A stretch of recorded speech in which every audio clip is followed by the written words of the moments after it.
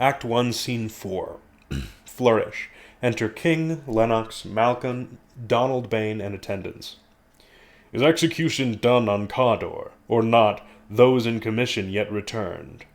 My liege, they are not yet come back, but I have spoke with one that saw him die, who did report that very frankly he confessed his treasons, implored your highness pardon, and set forth a deep repentance.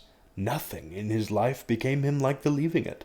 He died as one that had been studied in his death, to throw away the dearest thing he owed, as 'twere a careless trifle. There's no art to find the mind's construction in the face. He was a gentleman on whom I built an absolute trust. Enter Macbeth, Banquo, Ross, and Angus. O worthiest cousin, the sin of my ingratitude even now was heavy on me. Thou art so far before that swiftest wing of recompense is slow to overtake thee. Would thou hadst less deserved that the proportion both of thanks and payment might have been mine. Only I have left to say, more is thy due than more than all can pay. The service and loyalty I owe, in doing it pays itself. Your highness' part is to receive our duties, and our duties are to your throne and state, children and servants, which do but what they should by doing everything, safe toward your love and honor. Welcome hither. I have begun to plant thee, and will labor to make thee full of growing. Noble Banquo, thou hast no less deserved, nor must be known no less, to have done so. Let me enfold thee and hold thee to my heart. There if I go, the harvest is your own. My plenteous joys, wanton in fullness, seek to hide themselves in drops of sorrow. Sons, kinsmen, thanes, and you whose places are the nearest, know we will establish our estate upon our eldest, Malcolm, whom we name hereafter the Prince of Cumberland, which honor must not be not unaccompanied invest him only, but signs of nobleness, like stars, shall shine on all deservers. To Macbeth. From hence to Inverness, and bind us further to you. The rest is labor which is not used for you. I'll be myself the harbinger, and make joyful the hearing of my wife with your approach. So humbly take my leave. My worthy Cawdor. Macbeth aside. The Prince of Cumberland. That is a step on which I must fall down or else o'erleap, for in my way it lies. Stars, hide your fires. Let not light see my black and deep desires. The eye wink at the hand, yet let that be, which the eye fears when it is done to see. True worthy Banquo, he is full so valiant, and in his commendations I am fed. It is a banquet to me. Let's after him, whose care is gone before to bid us welcome. It is a peerless kinsman. Enter Macbeth's wife, Lady Macbeth, alone with a letter. They met me in the day of success, and I have learned by the perfectest report they have more in them than mortal knowledge.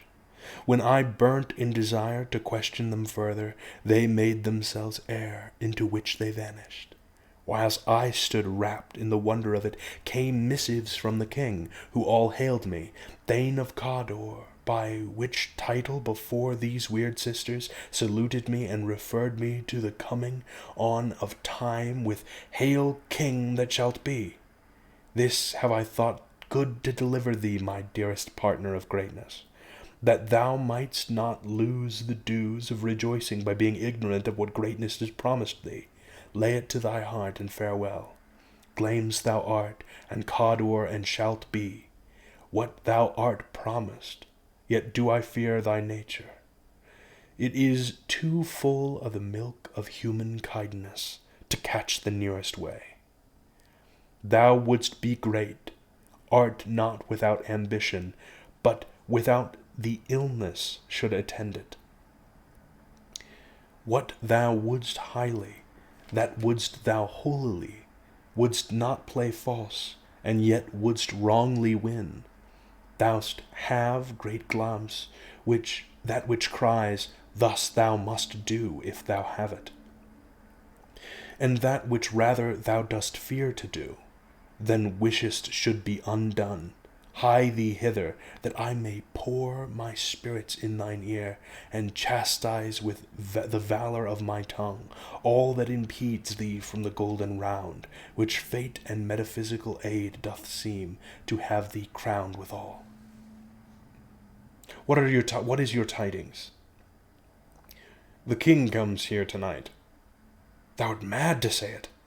Is it not thy master with him, who wert so, would have informed for preparation? So please you, it is true, our Thane is coming. One of my fellows had the speed of him, who, almost dead for breath, had scarcely more than would make up his message. Give him tending. He brings great news. The raven himself is hoarse, that croaks the fatal entrance of Duncan under my battlements. Come, you spirits that tend on mortal thoughts, unsex me here, and fill me from the crown to the toe top full of direst cruelty. Make thick my blood, stop up the access and passage to remorse, that no compunctions visitings of nature shake my fell purpose, nor keep peace between the effect and it. Come to my woman's breasts, and take my milk for gall, you murdering ministers, wherever in your sightless substances you wait on nature's mischief. Come, thick night, and pile thee in the dunnest smoke of hell, that my keen knife see not the wound it makes, nor heaven peep through the blanket of the dark to cry, hold, hold. Enter Macbeth. Great Glamis and worthy Cawdor, greater than both by the all-hail hereafter. Thy letters have transported me beyond this ignorant present, and I feel now the future in the instant. My dearest love, Duncan comes here tonight. And when goes hence? Tomorrow, as he purposes. Oh, never shall sun that morrow see. Your face, my Thane, is as a book where men may read strange matters, to beguile the time, look like the time, bear welcome in your eye, your hand, your tongue, look like the innocent flower, but be the serpent under it. He that's coming must be provided for, and you shall put this night's great business into my dispatch, which shall to all our nights and days to come give solely sovereign sway and masterdom. We will speak further. Only look up clear. To alter favor ever is to fear. Leave all the rest to me. Act 1, Scene 6. Hautboys and torches enter King, Malcolm, Donald Bane, Banquo, Lennox, Macduff, Ross, Angus, and attendants. This castle hath a pleasant seat. The air nimbly and sweetly recommends itself unto our gentle senses. The air of summer the temple-haunting Martlet does approve by his loved mansionry, that the heaven's breath smells wooingly here. No jutty frieze, buttress, nor coign of vantage, but this bird hath made his pendant bed and procreant cradle, where they must breed and haunt. I have observed, the air is delicate. Enter Lady Macbeth. See, our honored hostess. The love that follows us sometime is our trouble, which still we thank as love. Herein I teach you how you shall bid God yield us for your pains, and thank us for your trouble. All our service, in every point twice done, and then done double, were poor and single business to contend against those honors deep and broad wherewith your majesty loads our house. For those of old and the late dignities heaped up to them, we rest your hermits. Where's the Thane of Cawdor? We coursed him at the heels, and had a purpose to be his purveyor, but he rides well, and his great love, sharp as his spur, hath holp him to his home before us. Fair and noble hostess, we are your guest tonight. Your servants ever have theirs themselves, and what is theirs in count, to make their audit at your highness' pleasure, still to return your own. Give me your hand. Conduct me to mine host. We love him highly, and shall continue our graces towards him. By your leave, hostess. Act 1, Scene 7. Otboys, torches, enter a sewer, and divers, servants with dishes and service over the stage. Then enter Macbeth. If it were done when 'tis done, then 'twere well it were done quickly. If the assassination could trammel up the consequence, and catch with his surcease success, that but this blow might be the be-all and the end-all here. But here upon this bank and shoal of time we jump the life to come. But in these cases we still have judgment here, that we but teach bloody instructions, which being taught return to plague the inventor. This even-handed justice commends the ingredients of our poisoned chalice to our own lips.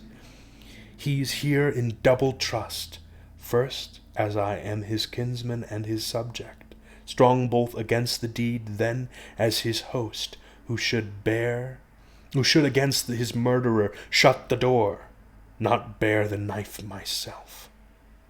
Besides, this Duncan hath borne his faculties so meek, hath been so clear in his great office, that his virtues will plead like angels, trumpet-tongued against the deep damnation of his taking off, and pity like a naked new-born babe, striding the blast, or heaven's cherubim horsed upon the sightless couriers of the air, shall blow the horrid deed in every eye, that tears shall drown the wind. I have no spur to prick the sides of my intent, but only vaulting ambition which o'erleaps itself and falls on the other. And enter Lady Macbeth. How now? What news? He is almost supped. Why have you left the chamber? Hath he asked for me? Know you not he has? We will proceed no further in this business. He hath honoured me of late, and I have bought golden opinions from all sorts of people, which would be worn now in their newest gloss, not cast aside so soon. Was the hope drunk wherein you dressed yourself? Hath it slept since, and wakes it now to look so green and pale at what it did so freely? From this time such I account thy love. Art thou afeard to be the same in thine own act and valour as thou art in desire? Wouldst thou have that which thou esteemest the ornament of life, and live a coward in thine own esteem, letting I dare not wait upon I would, like the poor cat i' the adage? Prithee peace, I do all that may become a man. Who dares do more is none. What beast was it then that made you break this enterprise to me? When you durst do it, then you were a man. And to be more than what you were, you would be so much more the man. Nor time nor place did then adhere, and yet you would make both. They have made themselves, and that their fitness now does unmake you. I have given suck, and know how tender 'tis to love the babe that milks me.